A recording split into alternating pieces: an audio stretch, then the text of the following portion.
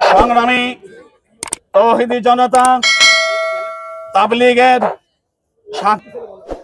এবং প্রিয় এলাকাবাসী, আপনারা জানেন এই টঙ্গীর বিশ্ব ইজতেমার ময়দান শুধু টঙ্গী নয়, শুধু বাংলাদেশ নয়, গোটা বিশ্বে একটি পরিচিত মুখ ইজতেমা।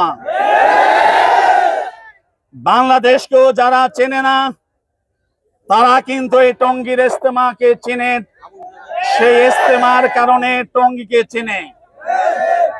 পৃথিবীর যে প্রান্তে যাবেন সেই প্রান্তে কিন্তু এই টঙ্গী পরিচিত জায়গা, যেখানে হজের পরে মুসলমানদের বৃহত্তর মুসলিম সমাবেশ হয়ে থাকে, যেখানে সারা পৃথিবীতে দাওয়াত কিভাবে ছড়িয়ে দেওয়া যায় সেই লক্ষ্যে বিশ্ব ইজতেমার ময়দানে সেখানে হেদায়েত দেওয়া হয়, বয়ান দেওয়া হয়।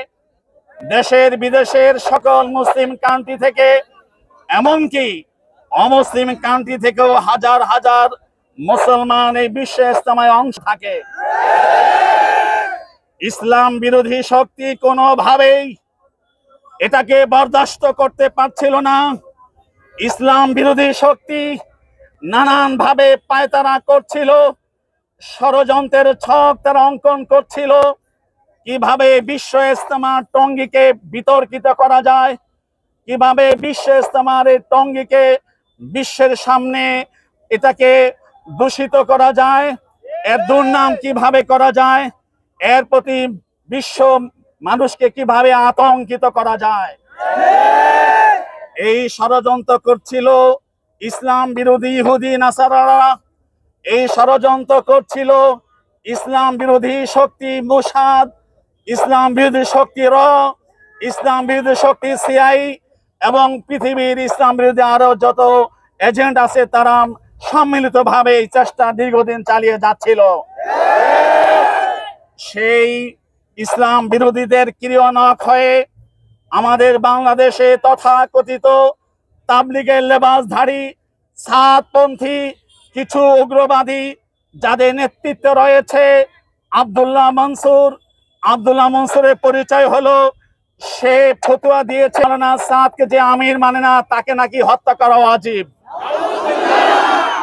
এর মানে হলো সে বাংলাদেশের 18 কোটি মুসলমানের বিরুদ্ধে কিন্তু সে হত্যার ফতোয়া দিয়ে রেখেছে এবং 18 কোটি মুসলমানদেরকে হত্যা করার বৈধতা কিন্তু সে দিয়ে রেখেছে। এর মানে আপনি আমি কেউ কিন্তু এই নিরাপত্তা যে কোনো মুহূর্তে আমরা সেই সাদিয়ানীদের হত্যাকাণ্ডের শিকার হতে পারি। এত বড় ফতোয়া জারি করার পরেও, এত বড় দুঃসাহসী ঘোষণা দেওয়ার পরেও সেই আব্দুল্লাহ মনসুরকে কিন্তু এখনো বিচার করা হয়নি, তার বিরুদ্ধে কোন রকমের বিচারিক ব্যবস্থা গ্রহণ করা হয়নি এবং তাকে কিন্তু এখনো গ্রেফতার করা হয়নি। এই উগ্রবাদী তাবলীগ লেবাসধারীদের নেতৃত্বে আছে ওয়াসিফুল ইসলাম নামে এক ভদ্রলোক, যার বিরুদ্ধে কাকরাইল মসজিদ, মাদ্রাসা এবং মার্কাজ নির্মাণের কোটি কোটি টাকা চুরির দুর্নীতির মামলা আছে, কোটি কোটি টাকা চুরির অভিযোগ আছে এবং কোটি কোটি টাকা দুর্নীতির অভিযোগ তার বিরুদ্ধে ইতিমধ্যে মিডিয়াতে এসেছে। এই উগ্রবাদীদের নেতৃত্বে আছে জিয়া এবং উগ্রবাদী নেতৃত্বে আছে সেই মুয়াজ। এরকম ভাবে আরো এই উগ্রবাদীরা তারা কোরআন সুন্নাহকে বিকৃত করে এদেশের তৌহিদি জনতা, এদেশের আলেম ওলামা, স্কুল কলেজ ভার্সিটির ছাত্র যারা 2018 সনে 1 ডিসেম্বর এই টঙ্গীর বিশ্ব ইজতেমার ময়দানে বিশ্ব ইজতেমার প্রস্তুতিমূলক কাজে ছিল, তাদের বিরুদ্ধে পরিকল্পিতভাবে তৎকালীন ফ্যাসিবাদী স্বৈরাচারী শেখ হাসিনা সরকারের স্বরাষ্ট্র এবং তার গাজীপুর জেলা মেট্রোপলিটন পুলিশের পুলিশ কমিশনার বেলালের এবং গাজীপুর সিটি কর্পোরেশনের তৎকালীন মেয়র জাহাঙ্গীরের পরোক্ষ যোগসাজশে পরিকল্পিতভাবে 1 ডিসেম্বর 2008 বিশ্ব ইজতেমার ময়দানে আক্রমণ করেছিল। সেই দিন তারা আক্রমণ করে তাসবিহ নিয়ে নামাজে যারা রত ছিল, বিশ্ব ইস্তেমার জিকিরে ফিকিরে যারা রত ছিল, এই নিরীহ নিরস্ত্র মানুষের উপরে দেশীয় নানান অস্ত্র শস্ত্র নিয়ে এমন কমান্ডো স্টাইলে যারা এই সন্ত্রাসী আক্রমণে এসেছিল, তারা সবাই তাদের হাতের মধ্যে বেশ ধারণ করেছিল তাদের এই সন্ত্রাসীদের চিহ্নিত যেন করতে পারে এবং তারা নিজেরা যেন নিজেদের উপর আঘাত করে না বসে। এই জন্য তারা এই ধরনের কমান্ডো স্টাইলে পরিকল্পিত ভাবে সে 1 ডিসেম্বর 2018 সনে টঙ্গীর ময়দানকে তারা কলুষিত করেছিল, রক্তাক্ত করেছিল। সেই 2018 সনে 1 ডিসেম্বরের এই নারকীয় তাণ্ডবের পরে আমাদের এই দেশের আলেম ওলামা, এদেশের তাবলীগের মুরব্বিয়ানে কেরাম, এদেশের তৌহিদি জনতা তারা স্পষ্ট ভাবে রাস্তায় নেমে এসেছিলেন, স্পষ্ট ভাবে দাবি করেছিলেন এই নারকীয় হত্যাকাণ্ড, নারকীয় আগ্রাসন এবং এই তাণ্ডবের জন্য বিচার বিভাগীয় তদন্ত কমিশন গঠনের মাধ্যমে এই যারা এর সাথে জড়িত, এর সঙ্গে যারা অভিযুক্ত তাদেরকে যেন বিচারের আওতায় আনা হয়। কিন্তু সেই ফ্যাসিস্টরা নিজেরাই যেহেতু এর সঙ্গে জড়িত ছিল, তারা কিন্তু তার কোনো বিচার উদ্যোগ নেয়নি। সেই দিন বিচার উদ্যোগ না নেওয়ার কারণে আজকে 2024 সনে সেই সন্ত্রাসীরা আবার বিশ্ব ইস্তেমা নিয়ে ষড়যন্ত্র শুরু করেছে। আপনারা জানেন 2018 সনের পর থেকে আজকে 2024 সন পর্যন্ত প্রায় 7 বছর যাবত এই আলেম ওলামা এবং তাবলীগের সাথীরা যারা আছে, এখানে কথা শেষ হোক, তাবলীগের সাথীরা এবং আলেম ওলামারা তাদের নেতৃত্বে, তাদের তত্ত্বাবধানে এই বিশ্ব ইস্তেমা চলছে। যদিও ফ্যাসিস্টরা তাদেরকে দ্বিতীয় পর্বের ইস্তেমার নামে একটা তামাশা করার সুযোগ দিয়ে রেখেছে এবং এই বিশ্ব ইস্তেমা ময়দানকে প্রস্তুতকরণ এবং ময়দান প্রস্তুত করার পরে এই ময়দানে ইস্তেমা হবে।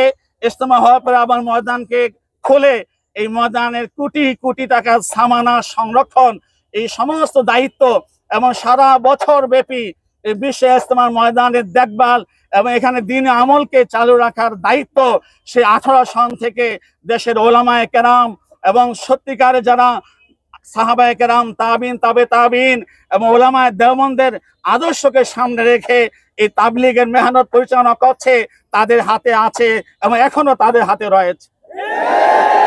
কিন্তু আমরা লক্ষ্য করেছি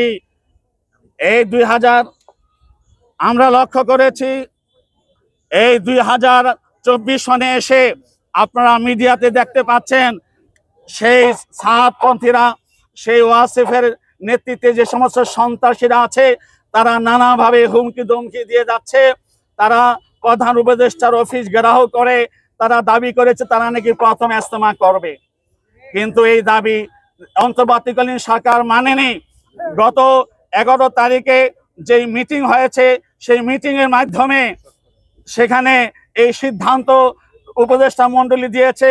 আমার হাতে তার রেজুলেশন কপি আছে, যেটা স্বরাষ্ট্র মন্ত্রণালয় থেকে আমাদেরকে প্রদান করা হয়েছে এবং উভয় পক্ষকে যে রেজুলেশন কপি রাষ্ট্রীয়ভাবে পৌঁছে দেওয়া হয়েছে সেখানে স্পষ্ট বলা হয়েছে যে ফেব্রুয়ারি মাসের 4 তারিখ পর্যন্ত ওলামায়ে কেরাম এবং ওলামায়ে কেরামের নেতৃত্বাধীন যে তাবলীগ এবং সেই তাবলীগ যে বিশ্ব ইস্তেমা সেটা হবে এবং তার প্রস্তুতি কর্মগুলো এই বিশ্ব ইস্তেমার ময়দানে ওলামাদের নেতৃত্বে এবং কাকরাইলের হযরত জুবায়ের সাহেব মাদাল্লাহ জিল্লাহু সহ আহলে শুরার মাশওয়ারার মাধ্যমে, নিজামী শুরার মাধ্যমে এখানে সবকিছু পরিচালিত হবে। 4 তারিখের পরে সরকারের কাছে আমরা ময়দান বুঝিয়ে দিব। বুঝিয়ে দেওয়ার পরে সরকার ওদেরকে ময়দান 4 দিনের জন্য বুঝিয়ে দিবে। 11 তারিখে আবার সরকার এই ময়দান বুঝে নিয়ে ওলামায়ে কেরামের হাতে এই ময়দান বুঝিয়ে দিবে। এইভাবে চলছে, এভাবে সিদ্ধান্ত।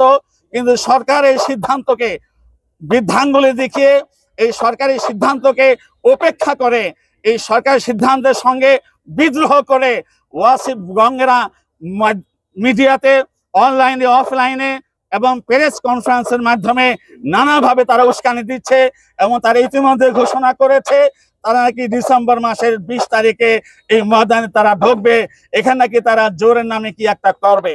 আমরা আজকের এই সমাবেশ থেকে পরিষ্কারভাবে ঘোষণা করছি, সরকারের সিদ্ধান্তের প্রতি আমরা শ্রদ্ধাশীল, সরকারের সিদ্ধান্তের প্রতি আমরা শ্রদ্ধাশীল।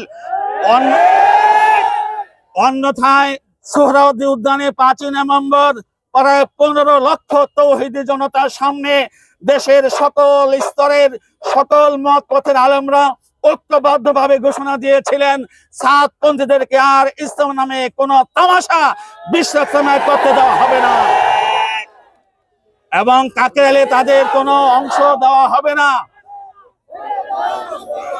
কিন্তু আমরা সরকারের সিদ্ধান্তের প্রতি আস্থাশীল আছি, এখন পর্যন্ত আছি এবং এর প্রতি আমরা আনুগত্যশীল আছি।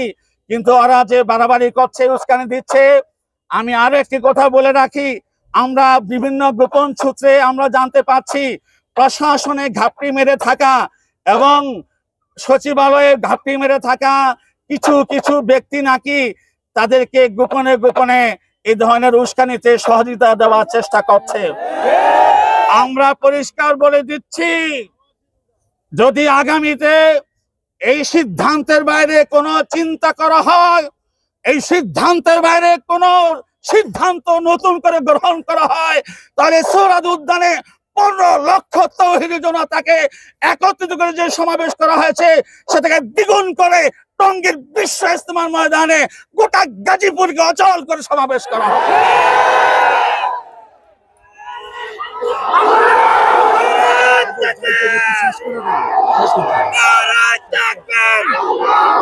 আর যদি কোনো মামলা হয় তাহলে 1000 মামলা হবে, 1000। সংগ্রামী তৌহিদি জনতা,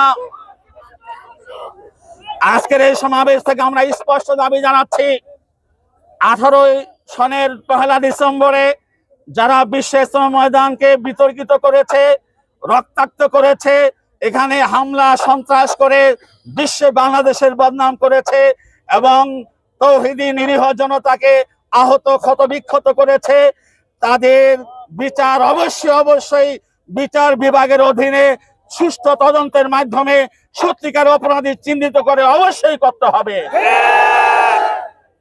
আমরা স্পষ্ট ঘোষণা দিচ্ছি, তাবলীগ জামাতের মধ্যে মামলা মোকদ্দমা নাই, এই জন্য আমরা ধৈর্যের পরিচয় দিয়েছি, আমরা কোনো মামলা মোকদ্দমায় যাইনি। কিন্তু মনে রাখতে হবে, এই ধৈর্যের বাঁধ যদি ভেঙে যায়, এই ধৈর্যের বাঁধ যদি ভেঙে যায়, আমাদেরকে যদি ধৈর্য হারা হতে বাধ্য করা হয়, তাহলে একটি নয় গনে গনে হাজার হাজার মামলা হবে, হাজার হাজার মামলা হবে, হাজার হাজার মামলা হবে।